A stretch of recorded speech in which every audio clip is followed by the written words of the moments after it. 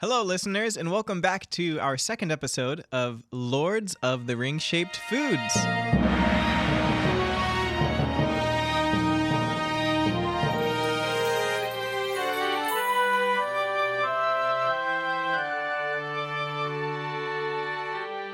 Hi. Would you tell our listeners what we've got in front of us today? I will. We have gummy rings, and there are two varieties in front of us. There are peach gummy rings and watermelon gummy rings. Exactly. The peach rings are an old favorite. Everybody knows the peach rings, but I had never before today seen the watermelon rings, so I'm excited to try those out. I think they said sour, too, so that'll be a neat twist. Well, let's find out. All right, I'll have the peach one. Okay. Here we go. 3, 2, 1. Gross. I love how chewy they are. That's probably my favorite thing. Mm-hmm. I'm just now starting to taste it. And the reason is because we've also got something else in front of us. Mm-hmm. Myself, I've got what's called a guavarita. It's I think it's made by Budweiser. Something basic like that. And it's a sparkling margarita with guava flavor. So I was just sipping on that, and it took a while for my brain and tongue to make the adjustment to a new flavor. But now it's hitting, and the watermelon is good. I'm a fan. Watermelon, it's hitting. How's it on your end? It's good. My drink that I have in front of me today is a White Claw, the grapefruit variety. And grapefruit and peach. It's a good combo. It feels very tropical today. Mm-hmm. And I like that. Yeah. Well, for our second episode, we decided that we were going to play a game that I found out about from College Humor. And it's called Actually.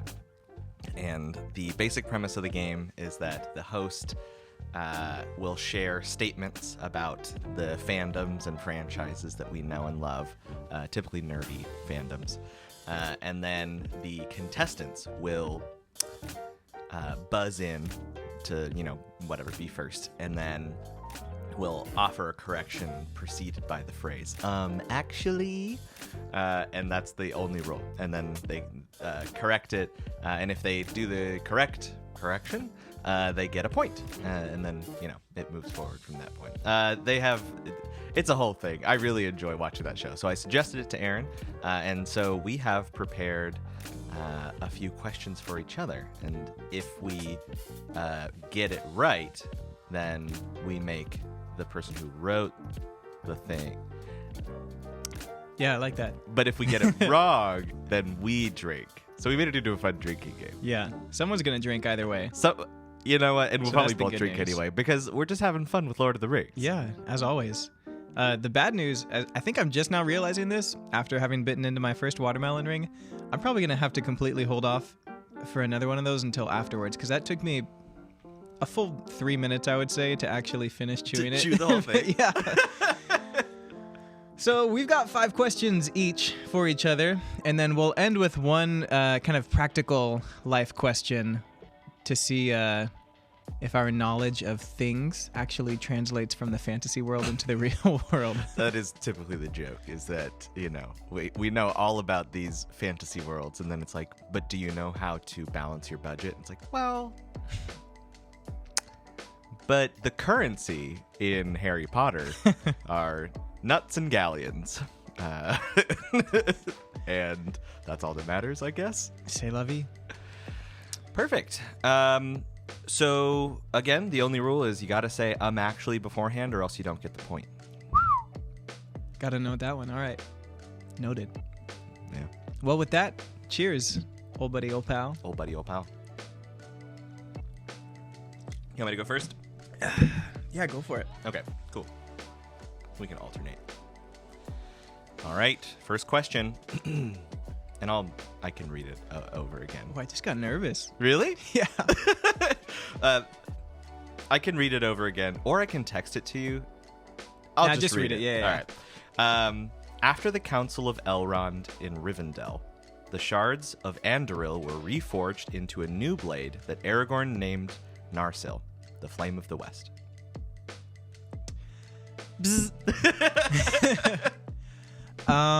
Actually, the names are the other way around. It used to be named Narsil, and when it was reforged, then it was named Anduril. Yeah, you got it. Woo! Yeah. All right, that was a good starter one. Thank you. Okay, actually, I haven't really looked at the order of mine, so I can't necessarily say it goes easy to hard or anything like that. But I'll just I don't think mine do either. Okay, perfect. So I'll just start from the top. Number 1. When Feanor gave his great and terrible speech, convincing the Noldor to leave Valinor by railing against the Valar and hiding his intention to regain the Silmarils, Fingolfin spoke against him, but ended up going into exile as well, not wanting to abandon his people who were intent on leaving.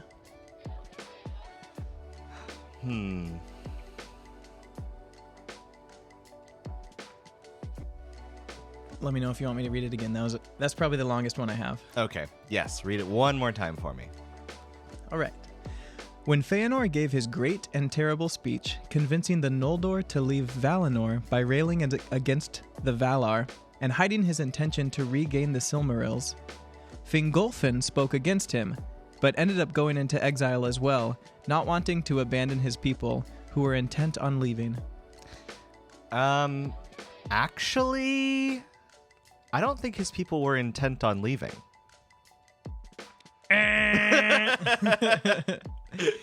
They were actually, and that's the whole reason that Fingolfin went along with them. So the misinformation within that paragraph was that Feanor did not actually hide his intention to regain the Silmarils, and the oath that he and his son swore to basically attack anyone who ever would withhold the Silmarils from them was a public oath made in front of the rest of the Noldor. That was a good question. Thank you. A deep cut, too. Yeah, I know. Luckily, I think there are some easier ones to follow. Perfect. I'll take a big swig. Great. I will too, just for fun. Perfect. All right, you ready? Ready. Thanks to the daggers crafted by the Dunedain that were gifted to the hobbits by Aragorn, Merry was able to break the spell protecting the Witch King of Angmar, allowing Éowyn to fulfill the prophecy of Glorfindel. Holy. There were a few proper nouns in there. I can read it again if you'd like. Give me like 5 seconds to process and then read it again. All right, I'll give you 5 seconds.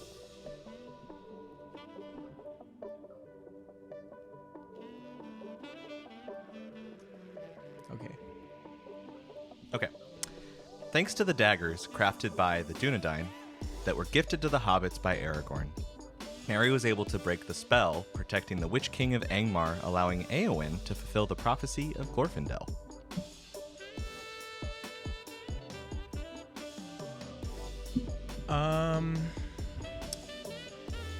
Actually, Merry didn't have to break the spell in order for Éowyn to harm him, because the prophecy was that no man could kill the Witch King, and so Merry stabbed him in the calf but didn't kill him, and then Éowyn, a female, did kill him. That looks like a no. That's not what we're looking for here Okay. today. The correction has to do with a difference between the movie and the book. Okay. The daggers were given to the hobbits by Tom Bombadil. Oh, of course. Classic. Yeah. Bomb Tombadil. What a silly man.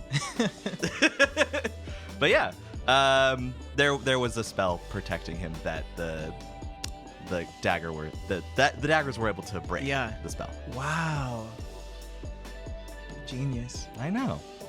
Long time coming too. Those were very old weapons. For sure. I will say, I'm not necessarily mad that Peter Jackson left out Tom Bombadil. That would have been a weird chapter of the movie. Yeah. Of just like, okay, you remember all the action that we were setting up for? Let's set that aside for 30 minutes and just enjoy nature and meet a strange couple. Yeah. What an enigma. Mm-hmm. There you go. Very good. I need a drink. Big swig.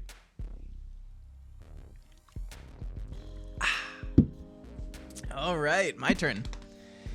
Question number 2, or statement number 2, I should say. In Peter Jackson's Lord of the Rings movies, Gandalf's sword, Glamdring, survives through the end of the series, while in the book, it is destroyed during his fight with the Balrog, Durin's Bane.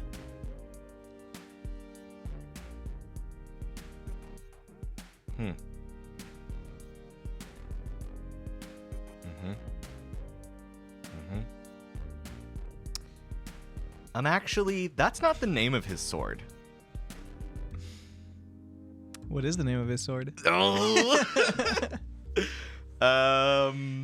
Also, I like that actually is its own word.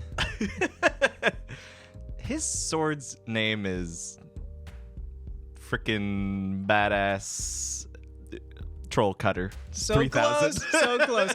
I will give you credit. So, that's wrong. Oh, dang it. But I will give you credit because I was thinking about changing the name of his sword to Ringil, which would have been Fingolfin's sword. Okay. But that is actually his sword's name. And the inaccuracy within that comment was that in both the book and the movie, Glamdring stays with Gandalf from beginning to end. It's his staff that in the book, when he breaks the bridge, shatters as well. Huh. What a waste of a staff. Yeah, it seemed like it would have taken more. But there you go. Like how powerful of a spell is it to break a bridge? Especially one that's so narrow. Yeah. Well, I guess maybe it might have been an enchanted bridge. Perhaps. It was very thin. Mm-hmm. Also, I love that you had me pull for a name of a sword. All right, yeah. Cheers. Yeah, that was good. Like I said, I was trying to figure out, because I wanted to go that direction, but I couldn't figure out a way to make it work. Yeah. No, that was a good one. That was a good one. All right. You ready? Mm-hmm. When the elves of Middle-earth reach the end of their lives, they travel west across the sea to the Grey Havens to be with Valar and Maiar. A few notable characters that were permitted to go were the Ring-Bearers, Bilbo and Frodo and Samwise. I guess I didn't need and Frodo and Samwise. But there you go. That's the statement.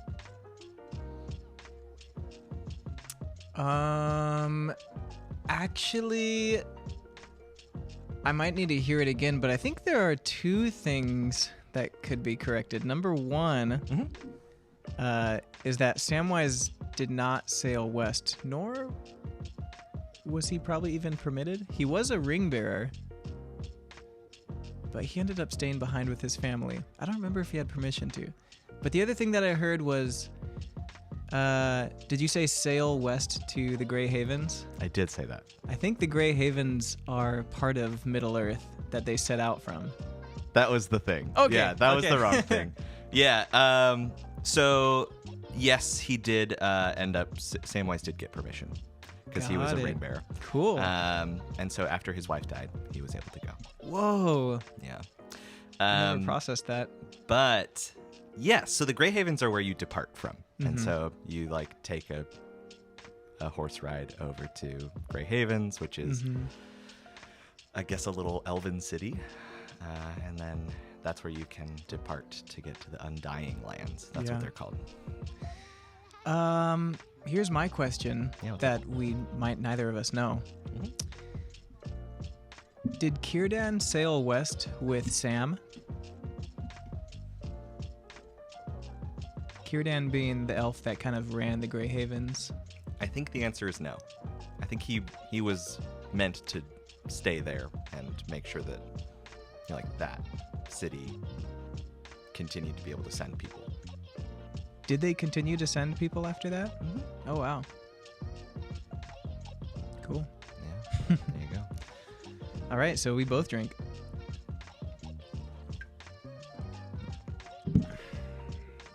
Okay. I'm going to chew on this ring while you please do. say the question. It's a shorter one, so beware. Okay, I'm going to chew really fast. In the Silmarillion, it is said that the girdle of Melian Sorry, let me try that again with better inflection. Okay. In the Silmarillion, it is said of the girdle of Melian that none could pass against her will unless one should come with a power greater than that of Melian the Maya. Mm. You know, me and Melian go way back. Tell me about that. Aaron, your questions are hard. They're so good. Okay. It is said of the girdle of Melian that none... Okay, and then I need help. Mm-hmm. That here's the quotation taken from the book. None could pass against her will unless one should come with a power greater than that of Melian the Maya. Mm-hmm. I should say that this is not the best wording statement. No, the wording's fine, but the statement and what I picked out of it is not necessarily something that's wrong with what's in it, but something that's missing from it. Oh, okay. Then I'm going to need you to read it one more time. You got it.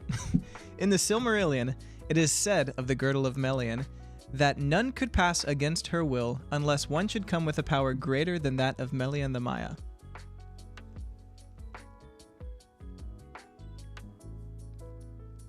Actually.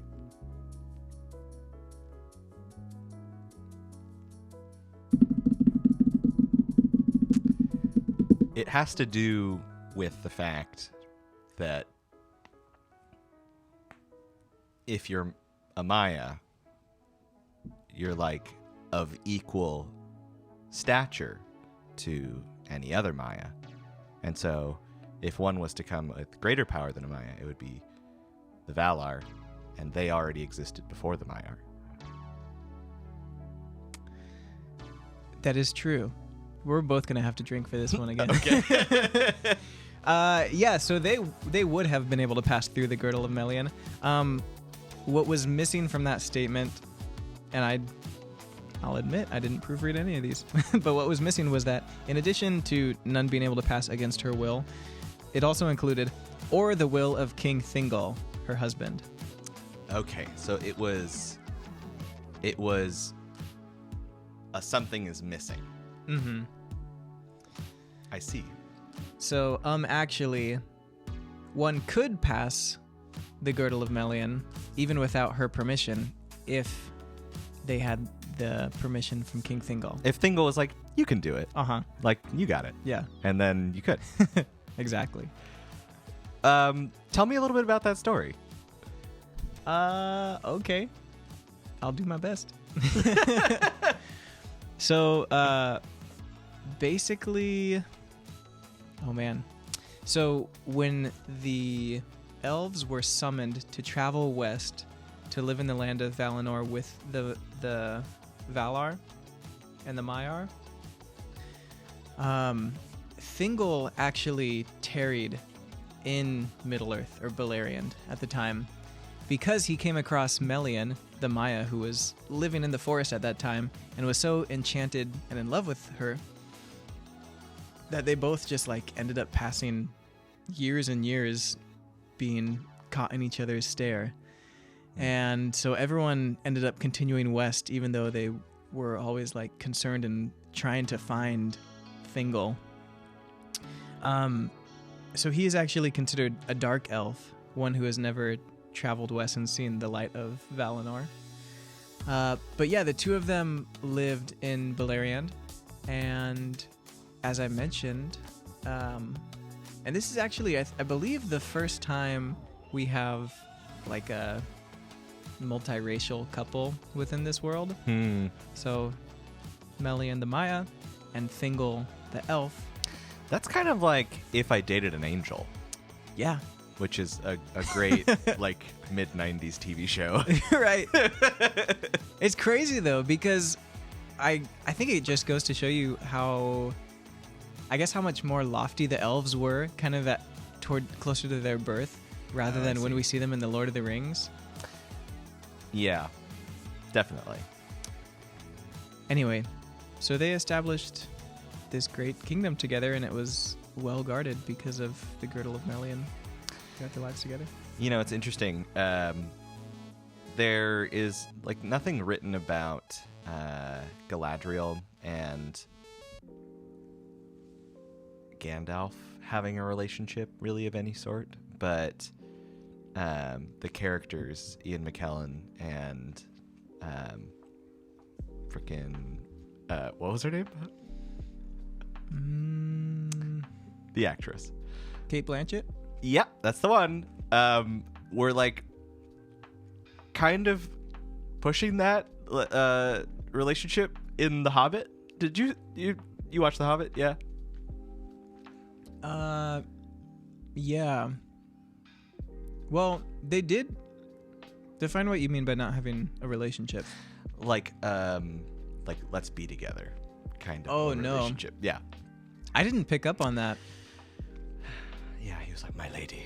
And in the interviews, Kate Blanchett was like, maybe in another life, Galadriel and Gandalf could have had something. And like, I don't know. I thought That's that was funny. very silly. I always just thought of it as like they were both the wokest of the council. I mean, they were the wokest. Yeah. To what Sauron was up to. Mm-hmm.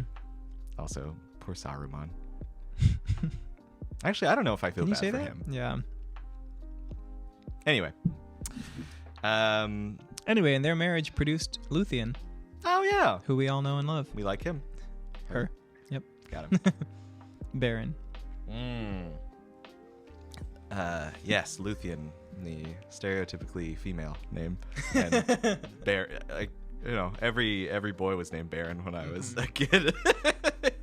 All right, cool. It's the top of our baby name list. I know. I think 1993 was Michael the top of the name list. I believe it. Yeah.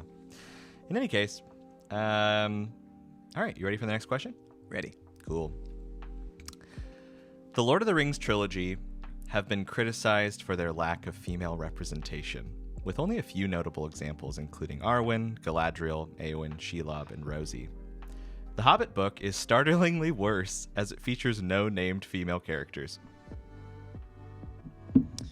Actually, it does feature female named characters, such as Tom Bombadil's partner, Goldberry. In The Hobbit? Oh, that's the Fellowship. The Hobbit. Let me think about this.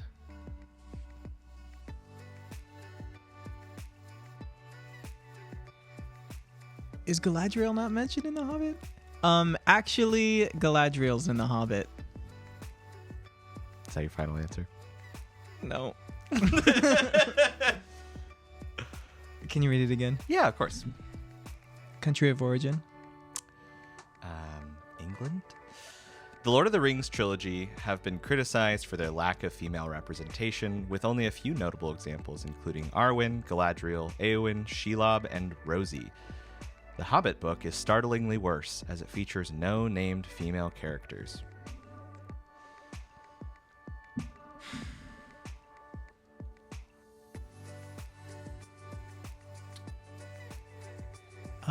Actually, The Hobbit does have named female characters.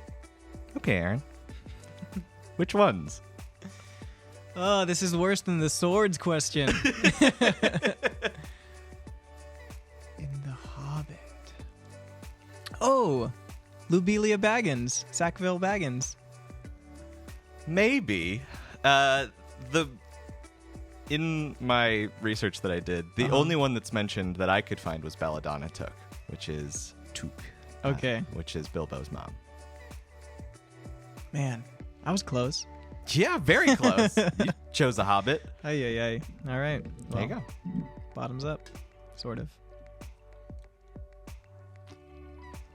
Yeah, the I guess Warner Brothers execs were like, this is a straight up sausage fest when they were turning The Hobbit into movies. And they're like, we gotta just add female characters left and right. Yeah. They added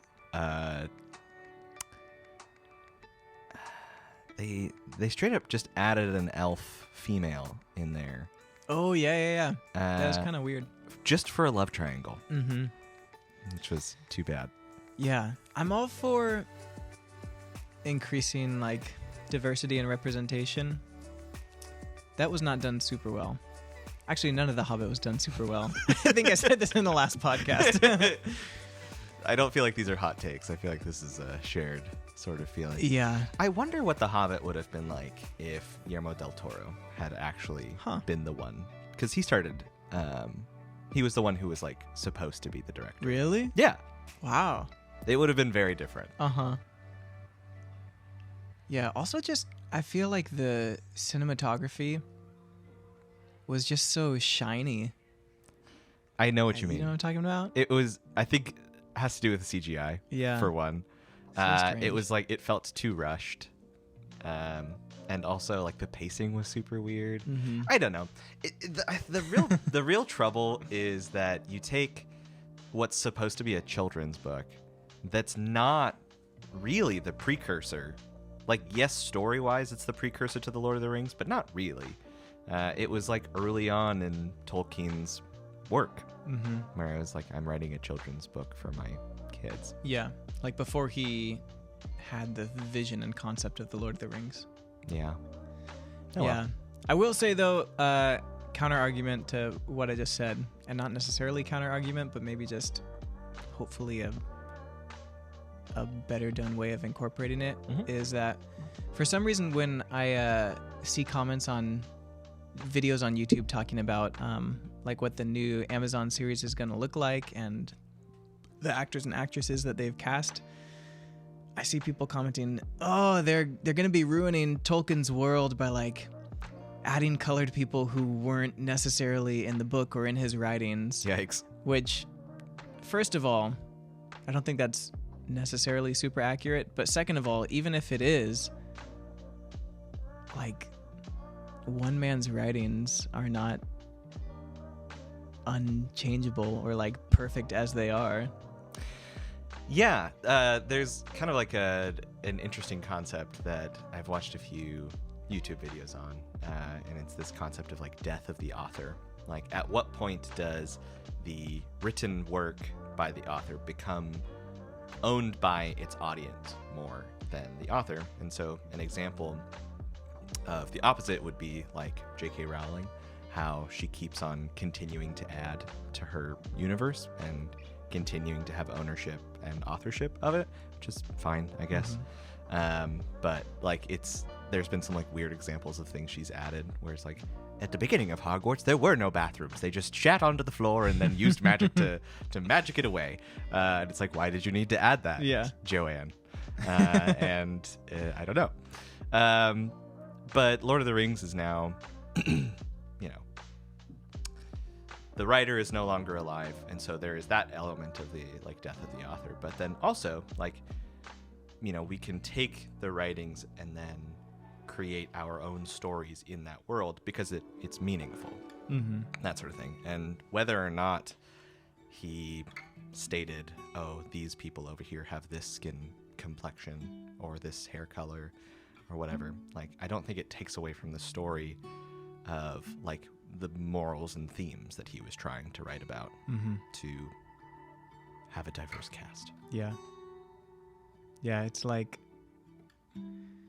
I guess in a way, continuing the trajectory in a more progressive way than he was able to in his time. And sure, like, any author as a person is not going to be perfect in representing their world in a way that might withstand the test of time for hundreds of years. But he did include themes of, for example, feminism, with Éowyn serving as a soldier even when she was told by society that she shouldn't be on the battlefield. Yeah. And so, yeah, I think by increasing the diversity of the cast, and especially because it's probably going to be exploring stories that weren't specifically written by Tolkien, that are just happening within the same world and connected to the big picture, it leaves room for that continuation of what the wider world might look like. Totally. And how it could apply to our own world, even though it is fantasy. Totally.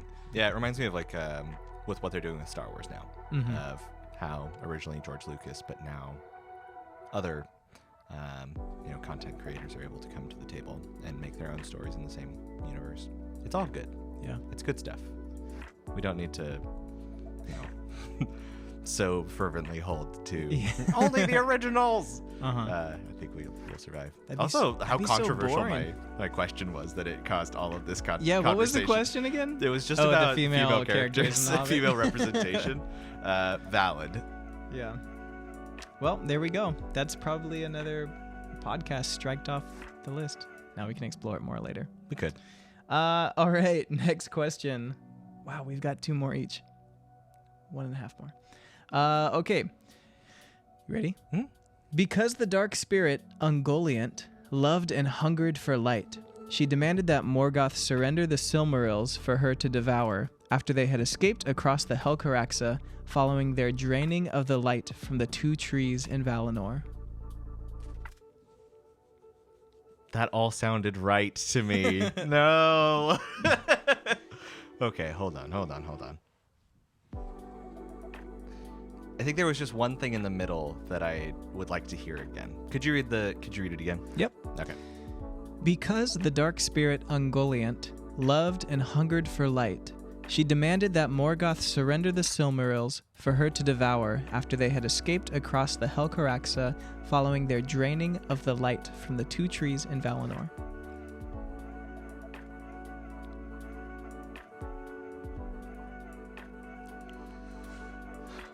Actually, I feel like there's kind of 2 things.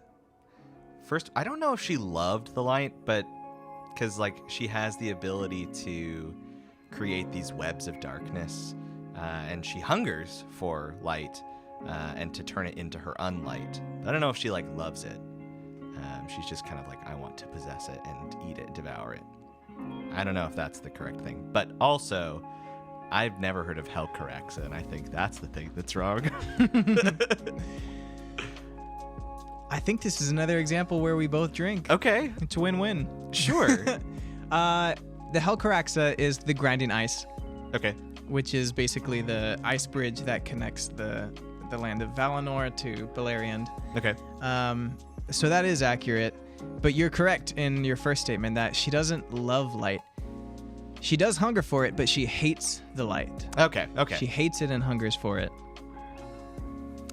Is that did I get close enough? Yeah. Okay. Of course. Woo! That's why we both drink. Clink.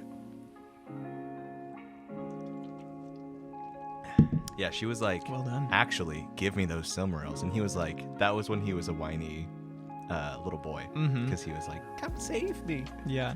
No, I was just reading that passage again today. I took way too long to write these and still didn't get them clean enough.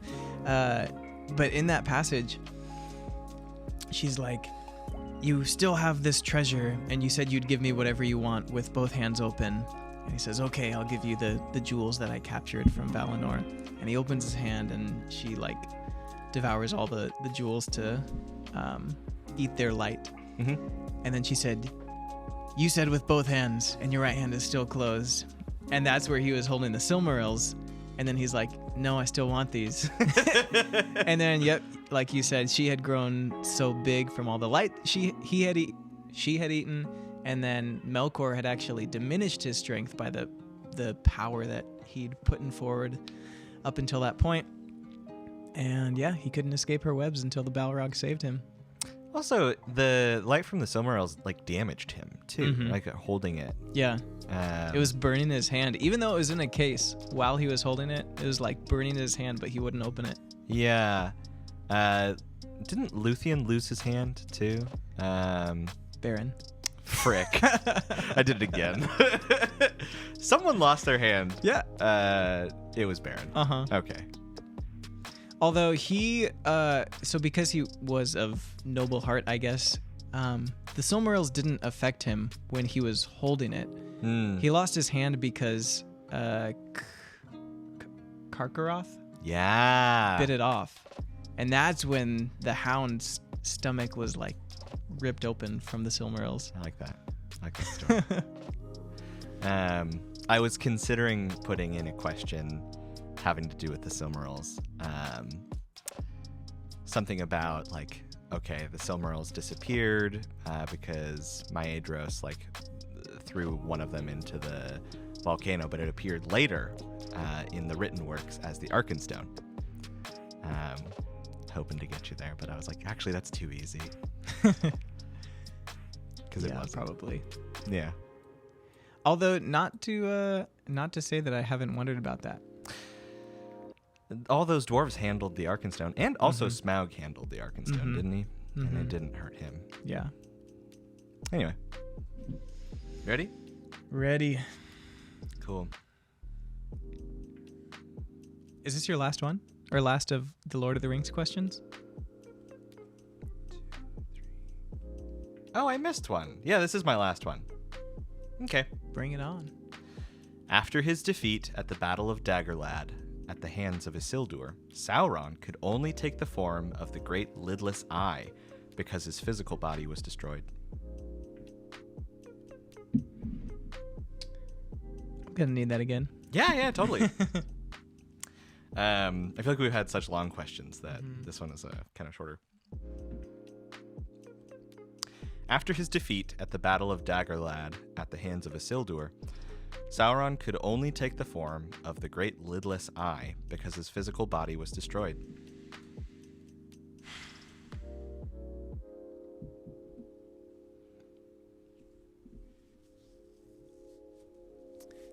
After his defeat at the Battle of Dagorlad, true, at the hands of Isildur,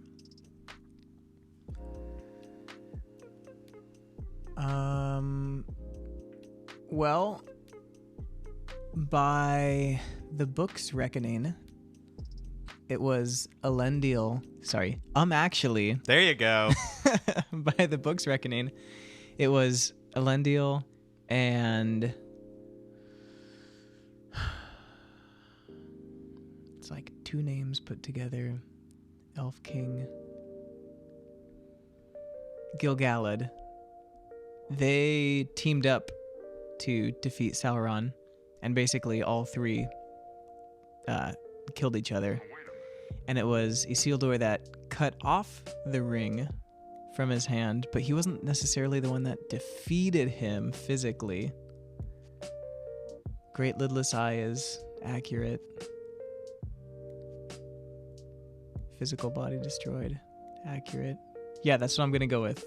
It wasn't Isildur that defeated him. I'm actually. So that's not the thing that I was going for. However, you might be right with your correction as well. I think that's the main takeaway of this exercise is that it's very difficult to write statements. It's so wrong. hard. It's so hard. I don't know how they do that. So the thing that I was going for is that yes, he takes the form of the Great Lidless Eye. It's like the manifestation of his malice and his ill intent. But Gollum does say that when he was being tortured in the Tower of Barad-dûr, that there is Sauron visits him as a towering figure and puts his four-fingered hand on him. What? Yeah. No way. I do not remember that at all. Yeah. And so he can Where does it say that? In the Fellowship? No, it's where I think he says it to Frodo and Samwise when he's talking about, the torture that he endured. Wild.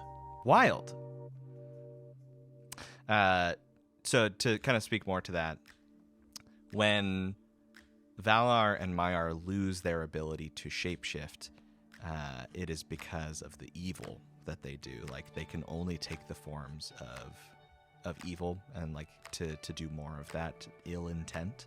So Sauron loses his ability to become to take on a fair form. He can't take the form of Anatar after the sinking of Numenor.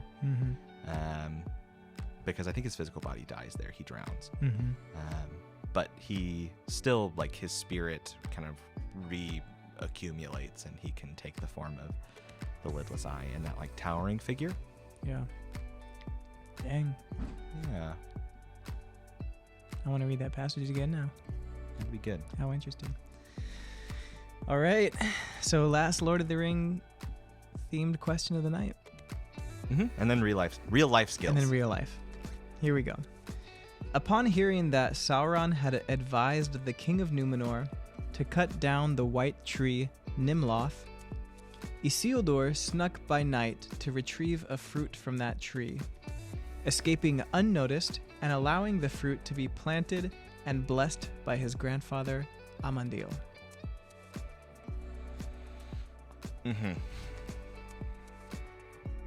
There's like a dozen phases of that statement. Yeah, I get the idea though. Actually, Isildur had some help. It wasn't just him that went to go get a cutting of the tree. Also, I think it was a cutting, like a sapling or something like that, not a fruit. Actually, my answer's all over the place. Actually, I'm going to say... Everything's wrong. Okay, I need to stick with one. Actually, Isildur had some help. He didn't just go by himself. So close. Dang it! So close. He did go by himself. The incorrect portion was that he escaped unnoticed. He got in unnoticed, and then as he was escaping, the guards saw him, and so he had to fight his way out. Okay. And suffered a lot of wounds. But luckily, his disguise held, and they didn't know that it was him that stole the fruit from the tree. But there you go. I'm actually. That was a good question. That was the one that I felt maybe. Did I get any of yours right? Yeah, you got. Let's see. You got Ungoliant. She didn't love light. She didn't.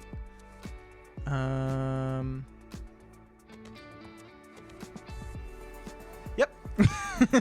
All right, cool. Maybe I can redeem myself. We're gauging. I think we're gonna do this again now that we know better how to write good questions. I enjoyed it. Let's see how the real life skills we got this. questions work. Another watermelon ring. Oh yeah. We'll take a short pause here to have a ring.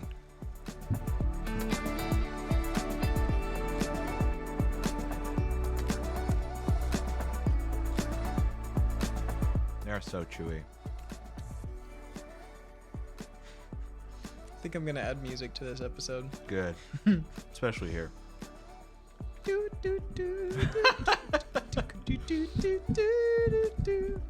All right, you ready? Ready. Experts say that the best time of day to fill your car with gasoline is in the morning because the heat of the day causes the liquid gasoline to expand, therefore causing you to spend more money for the same amount.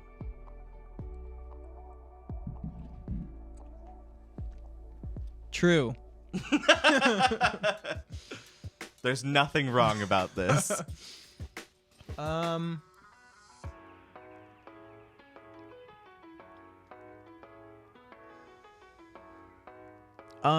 Actually,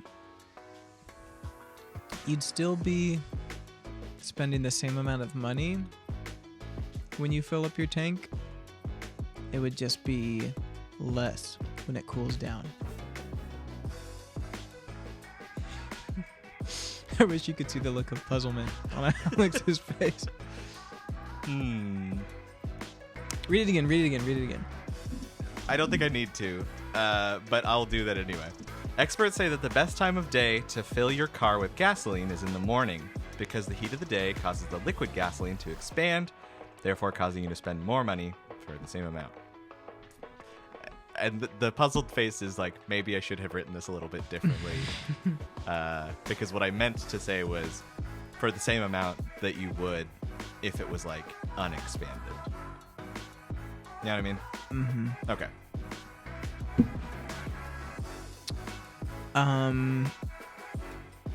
Then actually, I have no idea what it would be. Yeah. So, yes, liquid gasoline expands a little bit when it's heated up, but it is kept far enough underground that it's like thermally sealed. And so the heat of the day does not expand it to a degree that it's going to make any difference. And there's some research that shows that it makes no difference. Now, there is one sort of thing that you could have said actually. before, and that is if you see like a gasoline tank truck that is like offloading gasoline into the tanks, that's going to, like, if there are any impurities in the tank, it's going to stir it all up, and that might come through the hose and put that into your engine. Wow. Yeah. So you don't want to fill up right after the gas truck has filled up the station. Right. However, it doesn't matter the time of day. Huh. Because good to know. They're far enough underground. At a gas station, are all the tanks connected to, like, is it one reservoir, or at gas stations where they have like separated stations, would they be pumped into separate ones? Now, I can't speak for every gas station. But of the gas stations that I own, well, so they the all gas run off station of the that I same go reservoir. to is the Costco one in Mission Valley, and they have like 4 different like lines of pumps, and the gas tanker sort of thing where it offloads the gasoline, it only is ever in one spot. So I think it, like, the kind of reservoir, it's all underground is just one one pool. thing. Yeah. Good to know. Yeah. So if you ever see a gas truck filling up the station, turn the other way. That's when not to go. Good to know. Thank you for the information. You're welcome. All right. I've got an equally important statement. Great. And that is, when treating a snake bite... Dang. One should wash the bite with soap and water, keep the bitten area lower than the heart, apply a tourniquet, and monitor breathing and heart rate.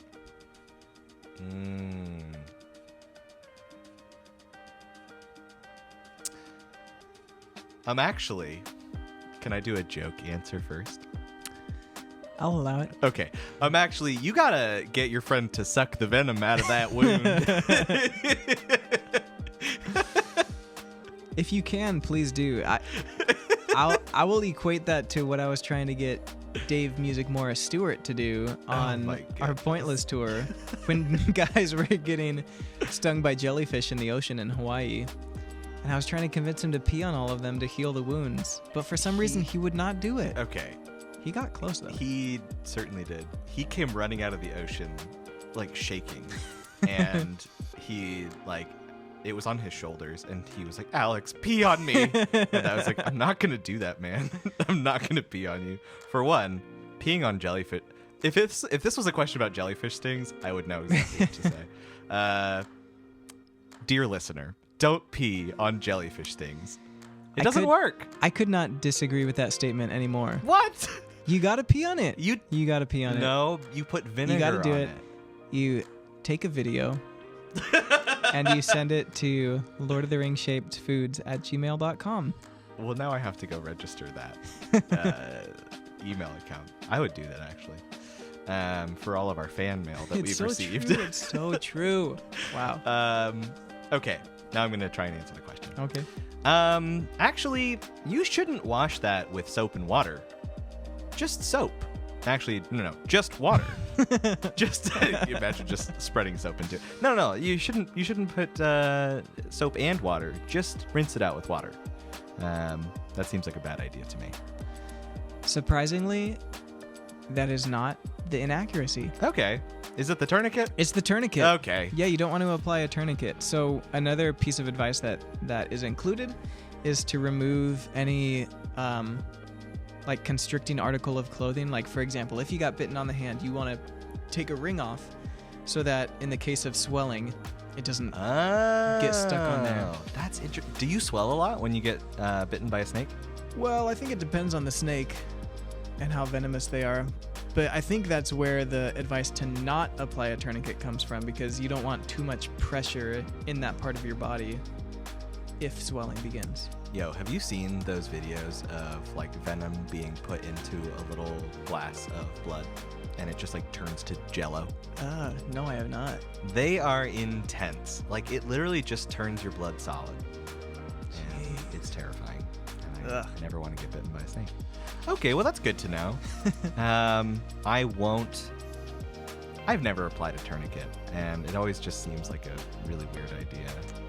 Cause even in first aid courses, when they talk about applying tourniquets to like stab wounds or whatever, they're like, only do this in like the most dire of situations. And even then, like, you have to take off a tourniquet like every 4 hours or something like that.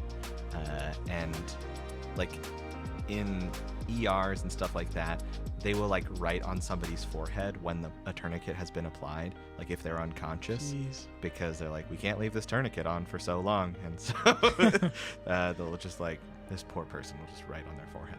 Yeah. So I figured that would be a happy note to end on. We love Lord of the Rings, and we know some things about the real world. Yeah. I think this is Can good you for say that neither of us got those answers right? Maybe next time. We've done the research now. Well, because the thing was, I was wondering about the gasoline thing. Huh. Where I was going to like do the opposite. Of, like, you should get it, whatever. And then I actually found out that it doesn't matter what time of day you... I guess it's just like an urban legend. Yeah. It's given us an excuse to learn the right answer that we might not have known before. That's the moral of the story. There you go. That learning is beautiful, and we encourage you to take any and every opportunity to learn. So that's your lesson of the day, listeners. Alex, say it with me. Every time you can learn something about the world, do it. You wish, do it.